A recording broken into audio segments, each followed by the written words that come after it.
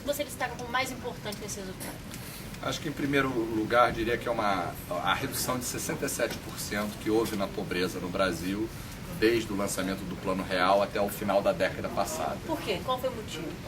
Os motivos foram aumento da renda e principalmente redução da desigualdade de renda, que é bem marcada na década dos anos 2000. O que a pesquisa mostra é que a renda dos 50% mais pobres cresceu 68%, enquanto a renda dos 10% mais ricos cresceu 10%, ou seja, cresceu 5,5 vezes mais rápido a renda dos pobres, ou seja, como se os pobres estivessem num país que cresce como a China, enquanto os mais ricos estão num país relativamente estagnado. O que levou esse crescimento de renda dos mais pobres?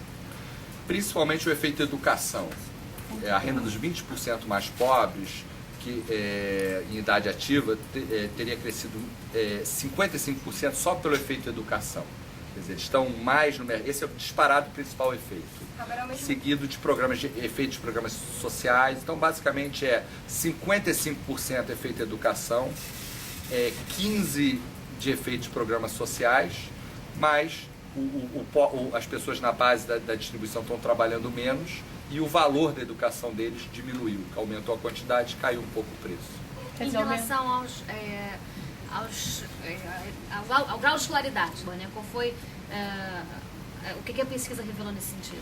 Quer dizer, a pesquisa revela, primeiro, uma grande queda da desigualdade, grande no sentido histórico, comparado com o que houve no Brasil antes, desde 60, e o que aconteceu em outros países. Então, a desigualdade no Brasil atinge o seu nível mínimo histórico pela pesquisa. A gente volta a um nível menor que o do censo de 60, ela aumentou muito na década de 60 a desigualdade, na década de 80 e 70 também, e ela tem uma queda, então, de forma que a desigualdade no Brasil está no seu mínimo histórico, e as principais, vamos dizer, as faces humanas dessa queda da desigualdade, um aumento de renda muito maior dos analfabetos em relação a quem tem superior incompleto, pelo menos, um aumento de renda de pelo menos 40%, já controlando por tudo a mais, os analfabetos tiveram um crescimento de renda 40% a mais do que quem tem nível superior incompleto. Que caiu 17%. Que caiu 17%. Houve um crescimento de renda muito maior entre negros e pardos do que brancos, cresceu 43%, 48% entre pardos, contra 21% nos brancos. Cresceu muito mais no Nordeste, que é uma área mais pobre do que no Sul e no Sudeste do Brasil. Cresceu mais no estado mais pobre do Brasil, que era o Maranhão, e menos em São Paulo, que era o estado mais rico. 46 no Maranhão, 7 em São Paulo. Então, todos os lugares que se olha, cresceu mais a renda entre as mulheres, que tinham renda menor do que entre os homens. Ainda existe uma diferença importante, mas essas diferenças existentes no Brasil foram diminuídas em grandes proporções. A queda é importante, mas ela ainda precisa melhorar, né? A queda é significativa, mas ainda é um índice que precisa cair ainda mais de desigualdade. O Brasil está no menor nível histórico da sua desigualdade, mas é um nível ainda inaceitavelmente alto para padrões internacionais. Então essa é a má notícia. Agora ela enseja uma boa notícia prospectiva, que significa que a desigualdade no Brasil pode cair de novo, para chegar num nível tipo americano de desigualdade. Ou seja, o que se observou na década atual, na década que acabou de se encerrar, continua acontecendo e provavelmente continuará acontecendo ainda por algum tempo. Ou seja, os pobres no Brasil poderão viver um crescimento chinês ainda por algum tempo, apesar da economia brasileira como um todo não apresentar uma dinâmica de crescimento tão forte. Mas nós tivemos talvez no terço mais difícil para diminuir essa desigualdade, não? Eu diria desigualdade de pobreza.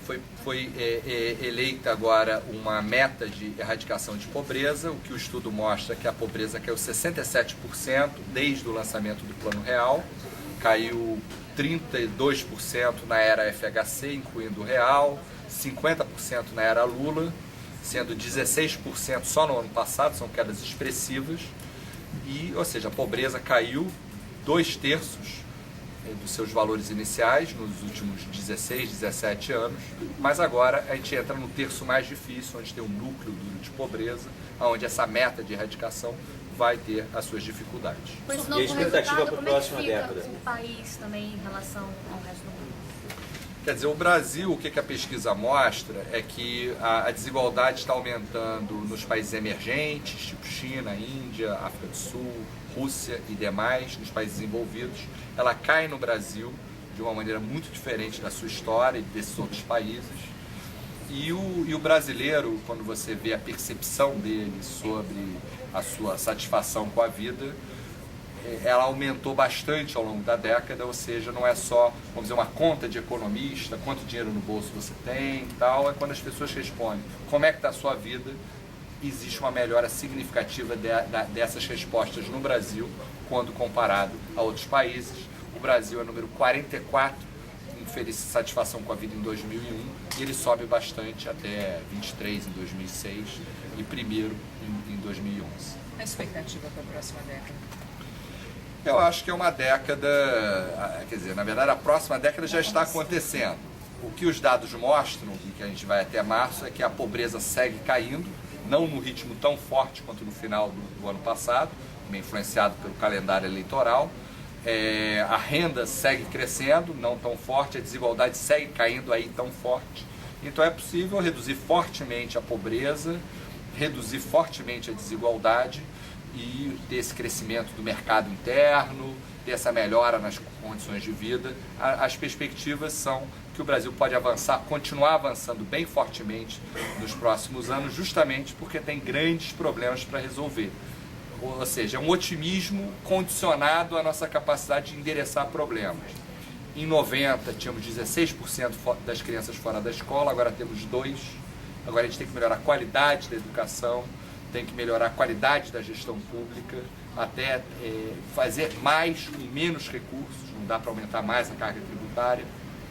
E eu acho que temos hoje em dia plataformas para fazer isso, como Bolsa Família, como a avaliação escolar, e temos que fazer mais em outras áreas, microcrédito, ensino técnico. Então o Brasil é um país cheio de desafios, e na medida que a gente conseguir enfrentar esses desafios, a situação de boa parte da população tende a melhorar a taxas comparáveis a que aconteceu nos últimos 10 anos. Eu acho que foi uma belíssima década que se encerra e que na pesquisa a gente intitula de década da redução da desigualdade.